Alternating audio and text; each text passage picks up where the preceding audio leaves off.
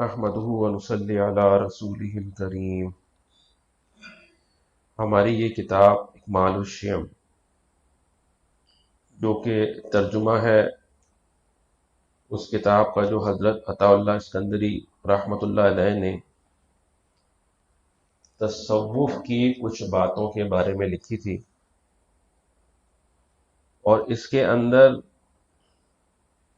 فرماتے ہیں کہ تصوف کا دستور ہے۔ دستور کس کو کہتے ہیں؟ کانسٹیٹیوشن، وہ راہ جس پہ آدمی کچھ قیود کے ساتھ چلتا ہے، یعنی کچھ چیزوں کا لحاظ رکھ کر آدمی جب آگے چلتا ہے تو اس کو کہتے ہیں کہ ایک دستور کے ساتھ چل رہا ہے۔ ہم تصوف میں جب چلیں گے تو ہم کن اصولوں کا، کن چیزوں کا خیال رکھیں گے کہ ہمارے جو اعمال ہیں وہ خراب نہ ہو۔ یہ کتاب جو ہے یہ اسی سے متعلق ہے۔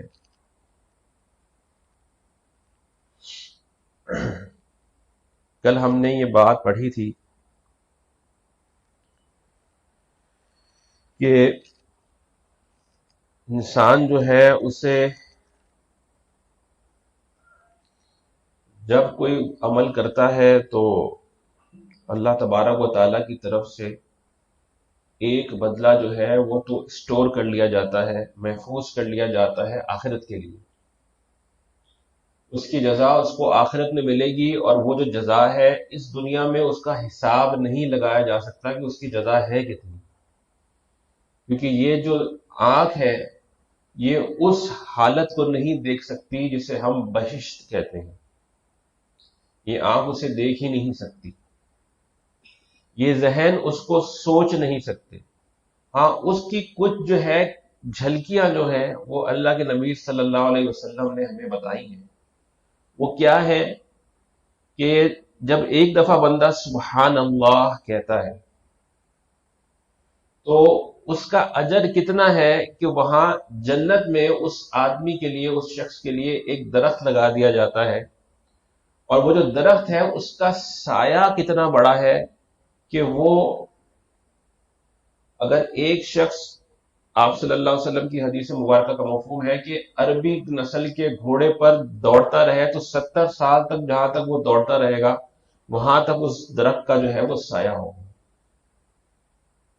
تو یہ ایک سبحان اللہ کہنے پر اتنی بڑی جنت جو ہے وہ اللہ تبارک و تعالی عطا فرماتے ہیں۔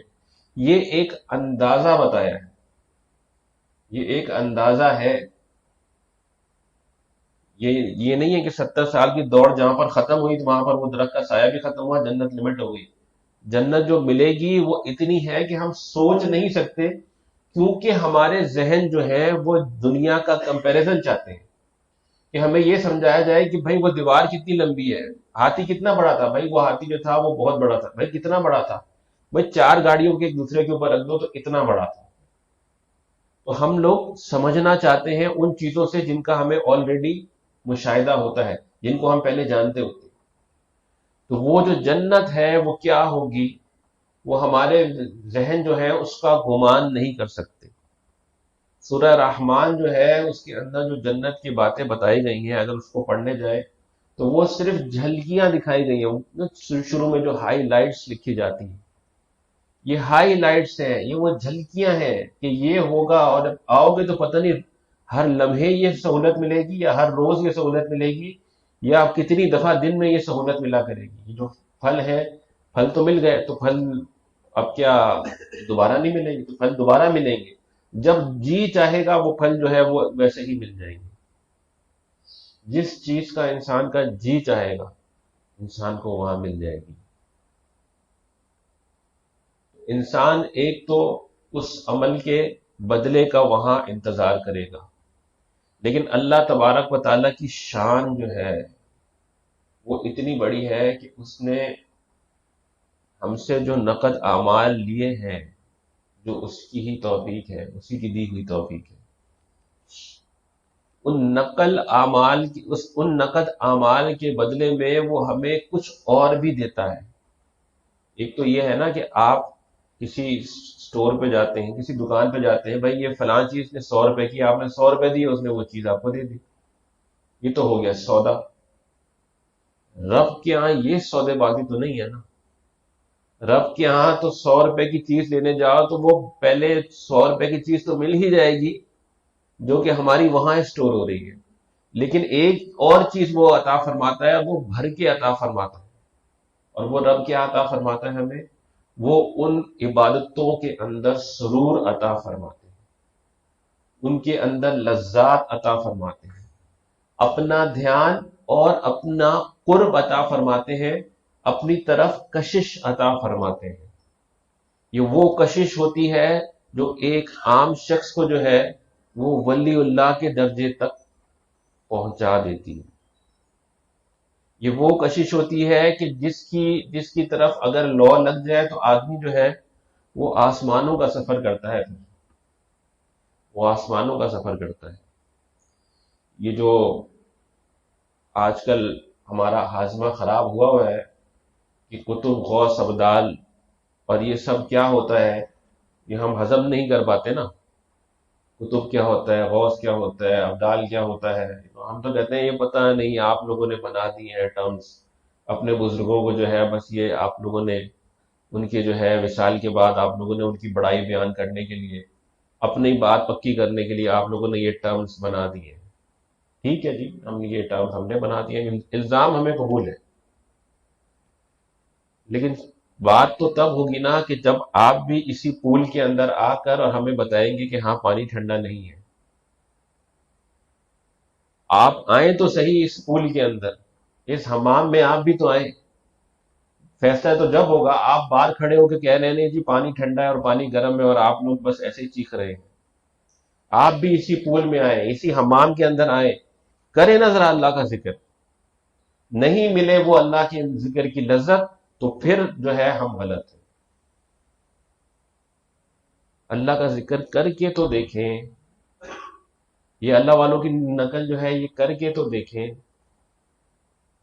فرماتے ہیں جب تو کسی عمل پر عوض کا خواہاں ہوگا تو تجھ سے اس میں صدق اور اخلاص کا مطالبہ ہوگا۔ یہ کل ہم نے پڑھا تھا کہ اپنے عمل کے اوپر غرور نہیں ہونا چاہیے، میرا عمل صحیح ہے جناب، میں جو ہوں وہ اب اس سے کچھ لے کر ہی جاؤں گا۔ عمل کر کے اللہ پر چھوڑ دینا چاہیے، یا اللہ جو کچھ بھی ہے یہ تیرے سامنے رکھ دیا ہے، ٹوٹی پھوٹی محنت ہے، اسے تو قبول فرما لے۔ اگر ایسا نہیں ہوگا اور اپنے عمل پہ غرور ہوگا تو وہ عمل جو ہے وہ پکڑ کا باعث بن جائے گا، اور یہ زیادہ خطرناک بات ہے۔ انسان اعمال بھی کرتا جا رہا ہوگا اور گناہ گار بھی ہوتا جا رہا ہوگا۔ اس بات کی ایکسپلینیشن انشاءاللہ آگے والے اس میں آئے گی۔ اس کے علاوہ کل ہم نے پڑھا تھا کہ اپنے کسی عمل پر جس کا تو فاعل حقیقی نہیں ہے، عوض کا طلبگار ہو، ایسے عمل پر تجھ کو یہی عوض کافی ہے، یہ اس کو قبول فرمایا اور اس پر مواخذہ نہیں کیا۔ یہ بات ہم نے کل پڑھی، تھوڑی سی ادھوری رہ گئی تھی شاید، کہ ہر عمل جو ہے اس کا فاعل حقیقی جو ہے وہ رب تعالی شانہ ہے۔ ہم کسی عمل کو صرف ظاہری طور پہ کرتے ہیں، جنریٹ وہ عمل جو ہے وہ کہاں سے ہوتا ہے؟ اللہ تبارک و تعالیٰ کے یہاں سے۔ کل ایک ساتھی نے سوال کیا اور اس بات کا جواب پہلے بھی دیا جا چکا ہے، میں نے ان سے یہی کہا کہ آپ اس میں سن لیجئے گا یا میں رمضان کے بعد اس کا جواب آپ کو دے پاؤں گا۔ انہوں نے کہا کہ شب قدر کے اندر جو ہے ہماری تقدیروں کے فیصلے ہوتے ہیں، اگلے سال کے پورے فیصلے لکھ دیے جاتے ہیں۔ تو میں نے جو پچھلی شب قدر تھی وہ بڑی بری طرح گزاری تھی، اور اس دفعہ بھی کیونکہ باہر ملک میں تو شب قدر ہو چکی، ان کا جی میں بڑی بری حالت میں تھا، تو اب اگلے سال تو میرے لیے گناہ لکھے گئے ہوں گے شب برات ہو۔ تو ان کا جی شب برات جو ہے یہ میں نے گزاری تو یہ میرے تو گناہ لکھے گئے ہوں گے، تو میں عبادت کرنا چھوڑ دوں، میں کیا کروں؟ میری شب برات جو ہے اس رات کو تو میں بہت غیر حالت میں تھا، میں اللہ کی نافرمانی میں تھا، میں پھر اب آگے عبادت کرنا چھوڑ دوں کہ شب برات میں جو ہے وہ فیصلے نازل ہو جاتے ہیں اللہ تعالیٰ کی طرف سے، اگلے سال کے جو فیصلے ہوتے ہیں، تقدیر جو ہے اس کے فیصلے ہوتے ہیں۔ تو ہم نے تو تقدیر کو ہی نہیں سمجھا۔ اللہ تبارک و تعالیٰ کی طرف سے آپ کے لیے تقدیر کے فیصلے یقیناً نازل ہوتے ہیں، اچھے اور برے دونوں نازل ہوتے ہیں، اور ہر فیصلے کے ساتھ ایک چوائس ہوتی ہے آپ کے پاس۔ آپ جس وقت جو ہے اچھی چوائس کو لے لیں یا جس وقت بری چوائس کو لے لیں، اچھے اعمال کو پکڑ لیں یا برے اعمال کو پکڑ لیں، اللہ تبارک و تعالیٰ کی طرف سے جو قدرت ہے، یہ دو چیزیں نازل ہوتی ہیں، اچھائی اور برائی، اچھائی اور برائی، یہ دونوں چیزیں نازل ہوتی ہیں آپ کے لیے پورے سال کے لیے. آپ اچھی لیتے رہے، اچھی بھی تو نازل ہو گئی نا. لیکن اگر آپ نے ہی بری اختیار کر لی تو اس میں پھر ہم یہ قدرت کا کیا دوش ٹھہرائیں گے؟ اس میں قدرت کو کیا قصور ہے؟ اگر تو اللہ تبارک و تعالیٰ نے ہماری تقدیر لکھ دی ہے کہ اچھی ہے یا بری ہے، تو بات ہی ختم. تو دنیا میں آنے کا فائدہ کیا ہے؟ آئیں گے، حضرت جو ہے جنت میں جا رہے ہوں گے، ہم کہیں گے کہ ہم جو ہے حضرت کے انشاءاللہ پیچھے جا رہے ہوں گے. تو پھر ہم اعمال تو ہم کیا کریں گے؟ ہم بولیں گے ٹھیک ہے، ہم سے ہونا ہی اچھے اعمال ہیں، ہم جو کر رہے ہیں وہ اچھا ہی کر رہے ہیں. جو برا ہوگا وہ کہہ رہے ہیں جی اچھا جی میرا برا ہی ہے، تو میں تو کچھ بھی کر لوں تو میں نے برا ہی کرنا ہے، اور ہی برا کرتا ہوں پھر میں. ایسا نہیں ہے.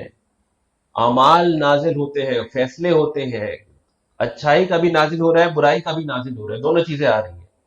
ہر ایک پہ چوائس ہے کون سا سلیکٹ کر لیں. جس طرح موبائل میں آپ سیٹنگز کھولتے ہیں نا، اس میں مینیوز ہوتے ہیں، کوئی بھی مینیو سلیکٹ کرتے ہیں اس کے اندر مزید آپشنز آ جاتی ہیں. ٹھیک ہے نا جی، آن کر لیں یا آف کر لیں، یہ فلاں آپشن آن کر لیں یا آف کر لیں، یہ سلیکٹ کر لیں یا یہ سلیکٹ کر لیں، کی بورڈ اردو سلیکٹ کر لیں یا انگلش سلیکٹ کر لیں، چوائسز ہوتی ہیں. اسی طرح اللہ تبارک و تعالیٰ کی یہاں سے بھی آپ کے لیے ہر مقام پہ چوائس نازل ہو رہی ہے، آپ اس میں اچھا سلیکٹ کر لیں. ہاں یہ بات ہوتی ہے کہ اگر اچھا سلیکٹ کرے گا تو اس نے اس سال مجھ سے دعائیں بڑی کی تھی، اس کو ہر عمل کے بدلے میں دگنا اجر دوں گا. اللہ کے لیے کیا مشکل ہے؟ اگر اس نے برا عمل سلیکٹ کر لیا، اس دفعہ اس نے مجھ سے دعائیں بڑی کی تھی، میں اسے معاف کر دوں گا. بات سمجھ میں آ رہی ہے آپ کی؟ اللہ تبارک و یہ جو دعا ہوتی ہے یہ تقدیر کو کہتے ہیں نا، دعا تقدیر کو بدل دیتی ہے. کیسے بدل دیتی ہے؟ یہی تو ہوتا ہے. دعا کر کے اللہ تعالیٰ کے آگے ہم نے ذخیرہ کر لیا، اللہ معاف فرما دے. 10 دن تو بڑا روئے ہیں ہم لوگ، اللہ مجھے معاف فرما دے، اللہ میں سارے جو پورا سال ہے جا کے ہم نے انشاءاللہ اچھے اعمال ہی کرنے، کوئی ایسا عمل نہیں کرنا. لیکن اگر ہو جائیں کوئی ایسے اعمال، تو اللہ تبارک و تعالیٰ یہاں کے جو اعمال ہیں، یہ جو فیصلے ہیں اپنے، اس میں پروویژن کر دیں گے کہ آگے ہم سے اگر کوئی برا عمل ہو جائے تو اس کو درگزر فرما دیں، یا جلدی معاف فرما دیں، یا اس کے اوپر ہمارا مواخذہ نہ فرمائیں، ہماری پنشمنٹ نہ فرمائیں، اس پر اسی وقت ہمیں سزا نہ دے دے. جس طرح اللہ تعالیٰ اچھے عمل کے اوپر لذات دیتے ہیں دنیا میں، اسی طرح برے عمل کے اوپر اللہ تعالیٰ مواخذہ بھی فرما دیتے ہیں. کوئی نہ کوئی مصیبت آ جاتی ہے، اللہ تعالیٰ خبردار کرنا چاہ رہے ہوتے ہیں کہ تم نے بہت برا کام کیا ہے، یہ کام نہیں کرنا چاہیے تھا. تو تقدیر کی جو بحث ہے سمپلی یہ ہے کہ دونوں قسم کے اعمال آ رہے ہوتے ہیں، اور اللہ تبارک و تعالیٰ نے اس کے اندر ہمارے لیے یوں سمجھ لیں کہ یہ کر دیا کہ اگر ہم سے غلطی ہو گئی تو جلدی معاف ہو جائے گی دعاؤں کی وجہ سے. پچھلے سال اگر اعمال اچھے کیے ہیں یا دعائیں زیادہ کی ہیں، اور اگر ہم سے اچھا عمل ہو گیا تو اس کا زیادہ اجر اللہ تعالیٰ ہمیں دے دے گا. لیکن یہ نہیں ہے کہ بس فیصلہ لکھ دیا گیا ہے اب جو بھی کر لو، تم نے جانا جو ہے وہ لیفٹ سائڈ پہ ہے. تو انشاءاللہ ایسا جو ہے وہ اللہ تعالیٰ کے یہاں انصاف ہے، اللہ تعالیٰ کے یہاں جو ہے وہ کوئی جو ہے ظلم نہیں ہے. تو یہ فرماتے ہیں کہ اپنے کسی عمل پر جس کا تو فاعل حقیقی نہیں ہے، عوض کا طلبگار ہو، ایسے عمل پر تجھ کو یہی عوض کافی ہے کہ اس کو اللہ نے قبول فرما لیا اور اللہ تعالیٰ نے اس پر مواخذہ نہیں فرمایا. انسان اگر اس خوش فہمی میں رہ گیا، اس بات کو انشاءاللہ ابھی آگے کھولیں گے، اگر انسان اس خوش فہمی میں رہ جائے جی میں تو بہت بڑا جناب نیک آدمی ہوں، مولوی صاحب ہوں، میری تو بہت لوگ سنتے ہیں، اور میں تو بہت جو ہے وہ یہاں پر بس لگا ہوا ہوں، اور میرے تو کام ہو رہے ہیں، اور لوگ آ کے میرے آگے گفٹ دے جاتے ہیں اور مجھے کام کر جاتے ہیں، اور سارا وقت مجھے دباتے رہتے ہیں، اور لوگ جو ہے وہ میری خدمت کے لیے جو ہے بےتاب ہوتے ہیں، اور میں تو فلاں مسجد کا جو ہے وہ میرے بغیر کوئی وہاں پر کام نہیں ہوتا. یہ سب چیزیں ہیں نا کہ انسان بظاہر تو لگا ہوا اچھے کاموں کے اندر ہے، بظاہر تو اچھے کاموں میں مسجد کے اندر جو ہے وہ بڑی امام ہے یا مؤذن ہے یا خطیب ہے، اور جو ہے سارا دن لوگوں کو نصیحت کرنے والا، لیکن دل جو ہے اندر سے وہ بنا ہوا نہیں ہے، تو ایسے عمل پر مواخذہ اللہ تعالیٰ نہ فرما لے، یہ یاد رکھیں، ایسے عمل پر مواخذہ نہ ہو جائے۔ اور دوسری بات کیا ہے کہ جو عمل بھی ہے اللہ تبارک و تعالیٰ کی طرف سے ہی اس کی توفیق ہے، اگر ہم نے اس پر کوئی عوض جو ہے اگر اس کا چاہتے ہی ہیں تو صرف یہ عوض چاہیں کہ یا اللہ تو اس پر ہمارا مواخذہ نہ فرما لیجیے، تو اس عمل پر ہماری پکڑ نہ کر لیجیے، یا اللہ اس پر ہماری پکڑ نہ فرما دینا۔ عمل قبول تو وہ کرے وہ نہ کرے، ذات بے نیاز ہے وہ، لیکن اس پر ہماری پکڑ نہ کر دینا۔ آگے تھوڑا سا ایک ٹاپک ہے، 4 حصوں میں سمجھائیں گے انشاءاللہ۔ فرماتے ہیں گناہ اور نافرمانی کرنے کے وقت جس قدر تو حکم خداوندی کا محتاج ہے، بندگی اور طاعت کرنے کے وقت اس سے زیادہ اس کے حکم کا محتاج ہے۔ یہ پچھلی بات کی کنٹینویشن ہے۔ انسان اچھے کام کرتا ہے اور غلط فہمی میں مبتلا ہوتا ہے، اور اصل میں جو ہے وہ اپنے مواخذے کی طرف جا رہا ہوتا ہے، اللہ کی ناراضگی کی طرف جا رہا ہوتا ہے۔ دیکھیں ایک صورت تو یہ ہوتی ہے کہ ایک انسان جو ہے وہ اچھا کام کرے، اس کی نیت اچھی ہو، اور وہ اس کا بدلہ جو ہے وہ اللہ تبارک و تعالیٰ کے رحم و کرم پر ڈال دے، اچھا کام کرے، بدلہ اللہ کے رحم و کرم پر ڈال دے، کیا بھی اخلاص کے ساتھ ہو، تو اس کے اوپر تو اللہ تبارک و تعالیٰ امید ہے کہ اللہ تبارک و تعالیٰ ضرور بے ضرور اس کو اچھا بدلہ عطا فرما دیں گے، اس کے بدلے اس کو انوار اور لذات بھی عطا ہوں گی دنیا میں، اور آخرت کے اندر بھی اس کی جنت ہے اور وہاں پر ثواب کا خزانہ ہے اس کے لیے۔ دوسری صورتحال یہ ہے کہ ایک انسان جو ہے وہ برا کام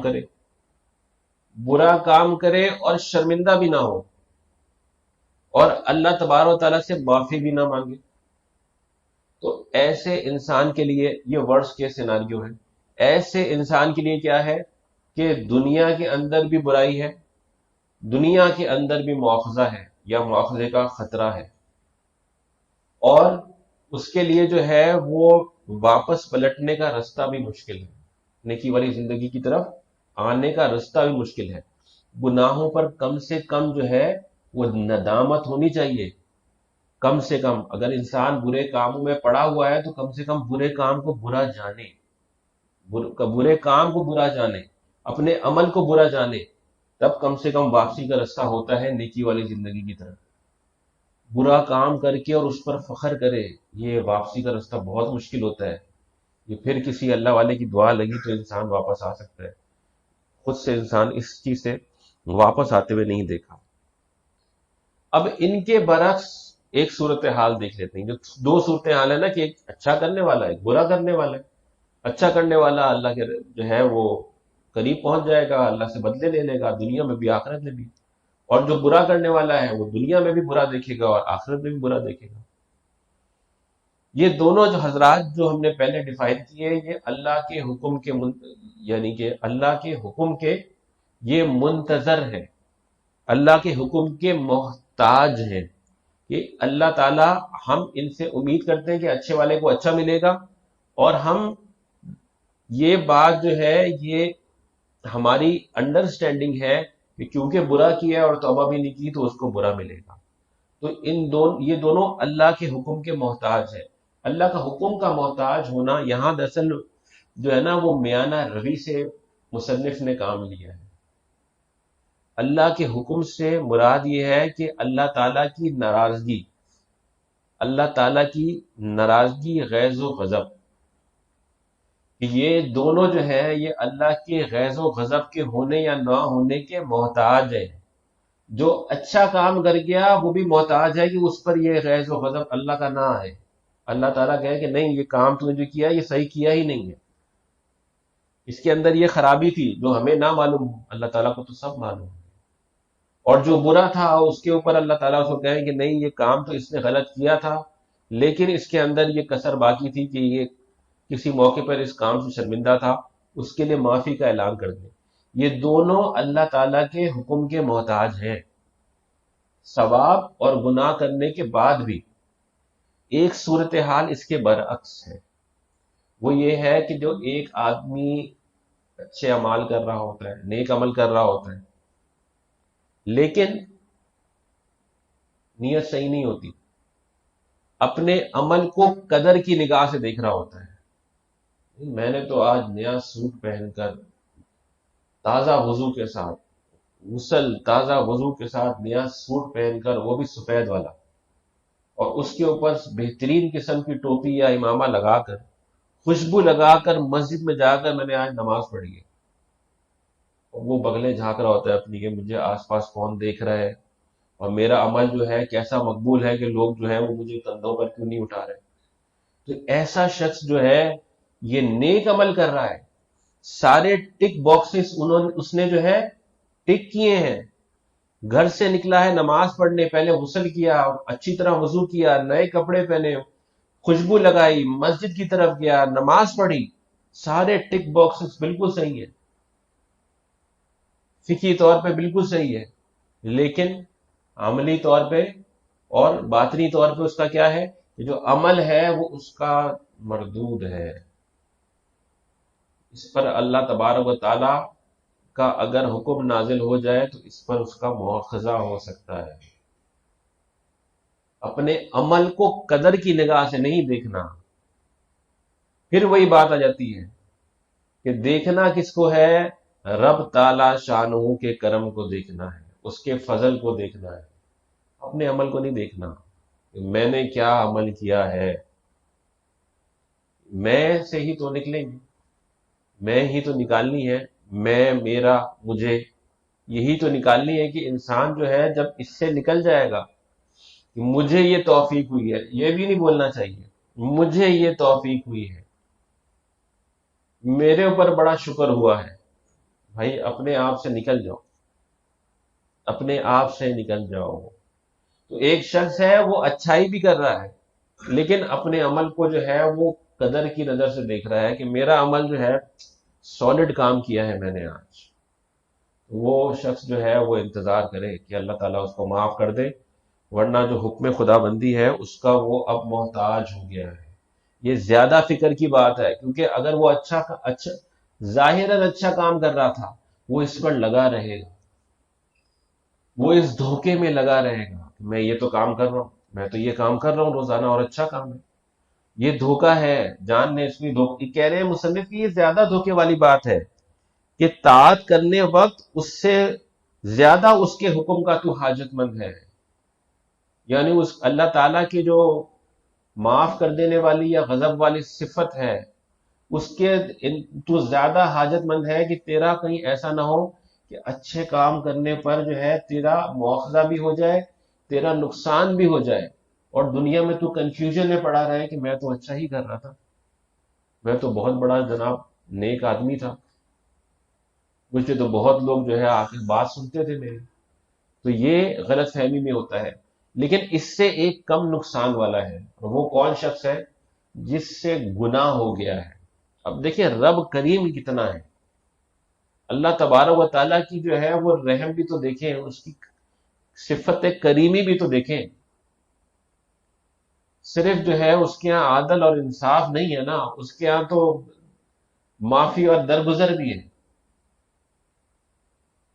اب آپ دیکھیں کہ اللہ تبارک و تعالیٰ نے کیا نظام رکھا ہے کہ ایک شخص ہے اس سے گناہ ہو گیا، لیکن وہ شخص جو ہے گناہ کرنے کے بعد نادم ہو گیا، شرمندہ ہو گیا، اس کو اس گناہ پر بھی افسوس ہوا اور خود اس گناہ کو کرنے پر بھی افسوس ہوا۔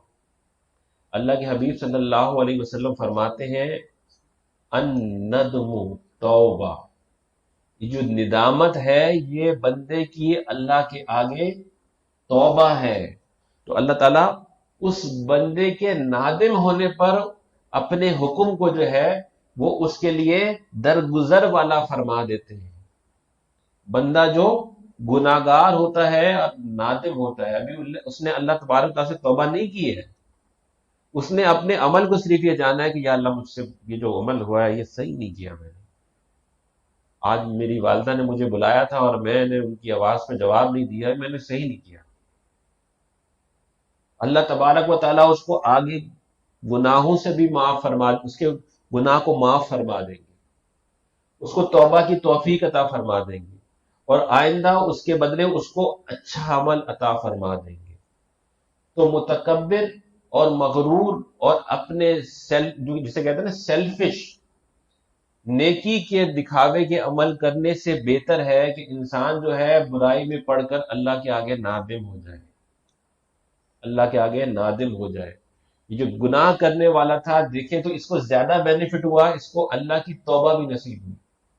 توبہ میں بھی تو رب کا قرب ہے نا، کہ اللہ نے اس کی طرف توجہ کی اور پھر اس کو اچھے کام کی توفیق بھی عطا فرما دی اور اس کے گناہ کو معاف بھی فرما دیا۔ اس کو تو تین تحفے ملے۔ اور جو نیک تھا اس سے اللہ تعالیٰ ناراض ہوا کہ اس نے تو اپنے قدر کی، اپنے عمل کی قدر کی، اس کو اللہ تعالیٰ کی جو ہے ناراضگی بھی ملی، اللہ نے اس کو اپنے آپ سے دور بھی کیا، اور وہ دھوکے میں پڑ کے محنت بھی کرتا رہا، دنیا میں بھی کچھ نہیں ملا، اس کے تین نقصان ہو گئے۔ اللہ تبارک و تعالی ہمیں نیکی کرنے والا بنائے، نیک کام کرنے والا بنائے، اور نیک کام اخلاص نیت کے ساتھ کرنے والا بنائے۔ اور جو یہ بزرگ ہمیں تسبیح دیتے ہیں کہ صبح شام استغفار ایک تسبیح پڑھ لیا کریں، یہ تسبیح اسی لیے دیتے ہیں کہ جو ہم بعض اوقات گناہ کر رہے ہوتے ہیں، کوئی دوسرا ہمیں دیکھ رہا ہوتا ہے کہ یہ گناہ کر رہا ہے، یہ کام صحیح نہیں کر رہا، لیکن ہمیں اس کا احساس نہیں ہو رہا ہوتا، ہمیں گناہ کا احساس نہیں ہوتا، ہم وہ گناہ کرتے چلے جاتے ہیں۔ اور کچھ ایسے اعمال ہیں جو ہم کر رہے ہوتے ہیں جو بظاہر تو بہت نیک نظر آ رہے ہوتے ہیں، ظاہر میں بہت نیک ہوتے ہیں اعمال وہ، لیکن اصل میں وہ لوگوں کو بھی نظر آ رہا ہوتا ہے کہ یہ دکھاوا کر رہا ہے، یہ بری نیت کے ساتھ یہ اچھا کام کر رہا ہے، یہ دوسروں کو جو ہے یہ غلط تاثر دینے کے لیے یہ کام کر رہا ہے۔ ان کاموں سے یہ جو استغفار ہے اس سے بچت ہو جاتی ہے۔ استغفار کا جو اسکوپ ہے نا، یہ بہت چھوٹا نہیں ہے، استغفار کا اسکوپ بہت بڑا ہے۔ استغفار کا اسکوپ جو ہے یہ بہت بڑا ہے۔ ایک واقعہ آتا ہے، ایک بزرگ کے پاس کوئی شخص آیا کہ حضرت میرے پاس جو ہے وہ اولاد نہیں ہے، کوئی ایسا عمل بتا دے کہ اللہ میرے یہاں اولاد کی نعمت عطا فرما دے۔ تو وہ جو بزرگ ہیں اس نے فرمایا کہ انہوں نے فرمایا کہ استغفار کی کثرت کرو۔ وہ شخص جو ہے وہاں سے چلا گیا۔ ایک دوسرا شخص آیا، اس نے کہا کہ حضرت میرے پاس رزق کی تنگی ہے، تو کوئی ایسا وظیفہ بتا دیں کہ میرے رزق کی تنگی دور ہو جائے۔ تو جو بزرگ تھے انہوں نے اس سے فرمایا کہ تم استغفار کی کثرت کرو۔ ایک شخص اور آیا، اس نے کہا حضرت ہمارے جو علاقہ ہے وہاں پر جو ہے قحط سالی کا عالم ہے، بارش نہیں ہو رہی، فصلیں نہیں اگ پا رہی، تو کوئی وظیفہ بتا دیں کہ ہمارے یہاں بارش ہو جائے۔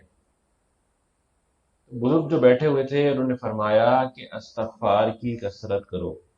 اب یہ تیسرا شخص بھی وہاں سے چلا گیا، لیکن وہ جو بزرگ تھے ان کے ساتھ میرے جیسا کوئی شخص بیٹھا ہوا تھا، اس نے کہا حضرت آپ کو اور کوئی وظیفہ نہیں آتا، ہر ایک کو آپ استغفار پہ ہی لگائی جا رہے ہیں، ہم اتنے بڑے بزرگ سمجھ کے آپ کے ساتھ بیٹھے ہیں کہ حضرت کو بڑے وظیفے آتے ہوں گے، آپ سب کو ایک ہی وظیفہ بتائے جا رہے ہیں، تو آپ کہاں کے پہنچے ہوئے بزرگ ہیں؟ انہوں نے کہا بھائی میں کیسے یہ وظیفہ نہ بتاؤں کہ اللہ تبارک و تعالیٰ نے قرآن کے اندر یہ فرما دیا ہے کہ استغفار کرو، تمہیں اللہ تعالیٰ رزق بھی دے گا، تمہیں اولاد بھی دے گا، اور تمہارے اوپر بارش، رحمت کی بارش بھی برسائے گا۔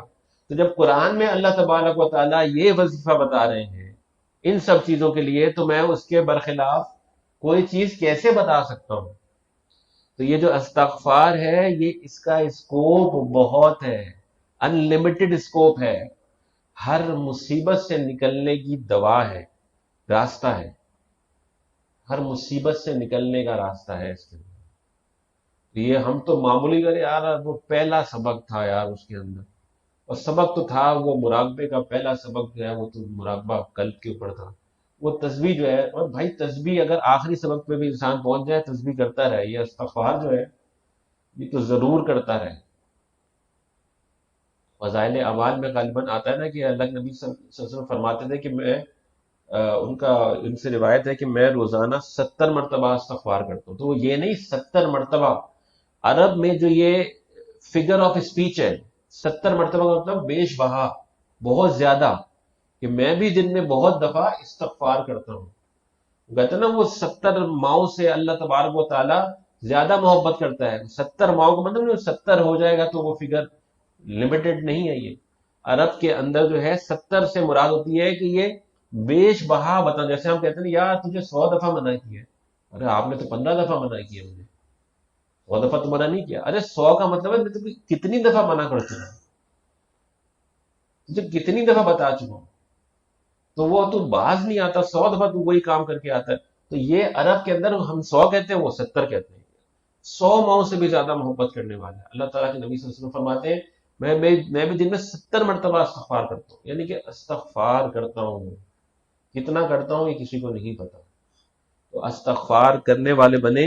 اللہ تعالیٰ کی جو مواخذہ ہے نا، اللہ کا جو حکم جو یہاں انہوں نے کہا ہے اللہ کا حکم، اس سے بچنے والے بنے. ایسا نہ ہو کہ اللہ کا حکم ہمارے اوپر آ جائے. یہ جو مصنف ہیں انہوں نے تو کیونکہ وہ کہتے ہیں نا صاحب زباں اور صاحب علم ہوتے ہیں یہ لوگ، انہوں نے وہ غیظ اور غضب والی باتیں نہیں کی کہ ہم لوگ ڈر کے یہ کتاب پڑھنا ہی نہ چھوڑ دیں اور عمل سے ہی دور نہ ہو جائیں. بات یہ تھی کہ اللہ کا حکم کہیں نہ آ جائے کہ ہمارے اچھے کاموں کے اوپر، کہیں ایسا نہ ہو کہ ہم برائی میں بھی پڑے رہیں اور اللہ تعالیٰ ہمیں برائی میں پڑا رہنے دے. تو اللہ تعالیٰ کے آگے استغفار کرنی چاہیے. بے مطلب ہی ہے نا کر لیں تسبیح جو ہے، مطلب جاننے کی ضرورت نہیں ہے اس کی استغفار کی. بے مطلب ہے وہ بے مطلب کر لیں، استغفار کرنے والے بن جائیں بس، اللہ تعالیٰ آگے پہنچا دیں گے. آگے فرماتے ہیں